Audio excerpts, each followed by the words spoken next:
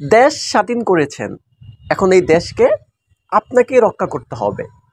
প্রিয় ভাইয়েরা আমার, কিছু জিনিস আপনার এই সুস্থ বিবেকটা দিয়ে চিন্তা করতে হবে। এই দেশটা 5ই আগস্ট স্বাধীন হওয়ার পিছনে আপনি বিভিন্ন কারণে রাস্তায় যেতে পারেননি, ঘরে বসে একটি পোস্ট করেছেন। আপনি কি জানেন এই আন্দোলনে আপনার এই একটি পোস্ট বিরাট ভূমিকা রেখেছে? আপনি কি জানেন আপনি একটি পোস্টও করতে পারেননি, বাট আপনি নামাজে আল্লাহর কাছে দোয়া চেয়েছেন। আপনি কি জানেন আপনার এই দোয়াটুকু, আপনার মনের এই আর্তনাদটুকু এই স্বাধীনতায় ব্যাপক ভূমিকা রেখেছে? দেখুন, রাস্তায় লক্ষ লক্ষ মানুষ কিন্তু যখন কোটা আন্দোলন সর্বপ্রথম শুরু হয় তখন কিন্তু জমায়েত হয় নাই।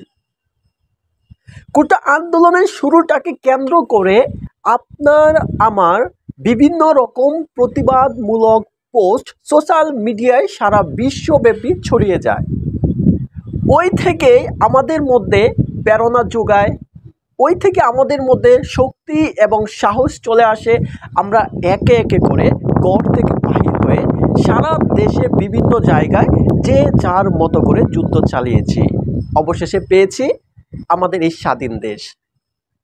আমি এই কথাগুলো বলার পেছনে কি কারণ, কেনই বা বলতেছি এগুলা? প্রথমেই বলেছিলাম, দেশ স্বাধীন করেছেন, এখন রক্ষা করার দায়িত্ব আপনার। দেখুন, সুযোগ পেলে আমরা সকলেই চোর। খারাপ শোনা গেলেও এটা সত্যি। বর্তমানে যাকে আপনি দেশের দায়িত্ব দিবেন, সে যে তার নিজ স্বার্থ দেখবে না তার গ্যারেন্টি কি? তবে আপনি দেশ স্বাধীন করেছেন, এই খোঁজ আপনাকে রাখতে হবে। আপনি মনে রাখবেন, আপনি একটি পোস্ট করতে যদি এই চিন্তা করেন অহেতুক পোস্ট, কয়টা রিয়েক্ট করবে, কে দেখবে, আর আমার পোস্টে কি আসে যায়, এটা হবে আপনার সব থেকে ভাবা বড় বোকামি। নতুন সরকার গঠনে আপনার যদি মনে হয় যে ওই সরকার বা ওই সরকার দলীয় কোনো লোক বা কোনো প্রশাসন আপনার সাথে, আপনার দেশের সাথে, আপনার জাতির সাথে কোনো প্রকার বেইমানি করতেছে, কোনো প্রকার অন্যায় করতেছে, আপনি থেমে থাকবেন না। আপনি চালিয়ে যাবেন আপনার পোস্ট, আপনি চালিয়ে যাবেন আপনার অনলাইন প্রতিবাদ। আপনার এই প্রতিবাদটুকুই হতে পারে আবার নতুন করে আরেকটি যুদ্ধ, আবার নতুন করে করতে পারে সকল অন্যায় অপশক্তির বিরুদ্ধে একটি প্রতিবাদ, এবং হতে পারে দেশ আবারও স্বাধীন। সেটা আপনার জন্যেই। মাথায় রাখবেন, আপনি এইটুকু সাহস নিতে পারছেন না রাস্তায় দাঁড়িয়ে স্বাধীনতার ঘোষণা দিতে। আপনি এইটুকু সাহস নিতে পারছেন না রাস্তায় দাঁড়িয়ে একদলকে নেতৃত্ব দিতে।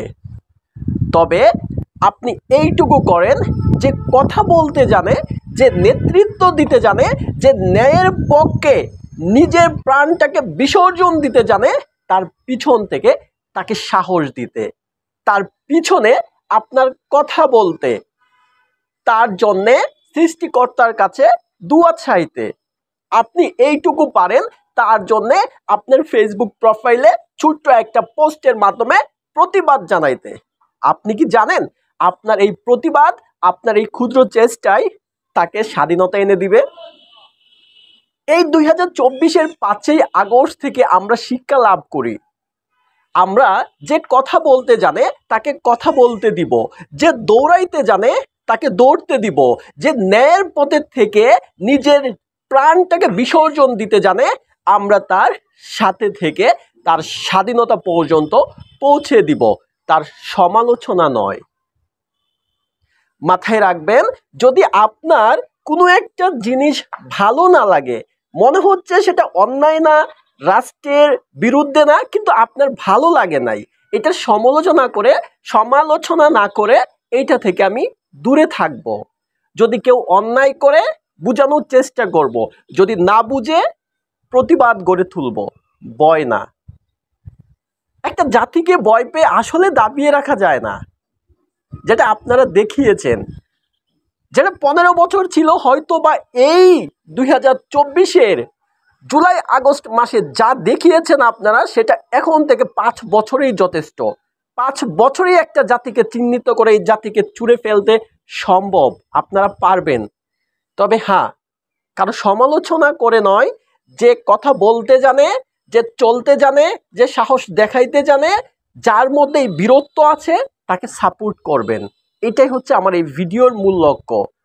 আর প্রত্যেকে নিজ নিজ জায়গা থেকে প্রতি অন্যায়, প্রতি অপশক্তি, প্রতিটা রাষ্ট্রবিরোধী কাজের জন্য নিজে প্রতিবাদ গড়ে তুলবেন। নিজের দেশটা আপনি স্বাধীন করেছেন, আপনাকেই রক্ষা করতে হবে। আসসালামু আলাইকুম।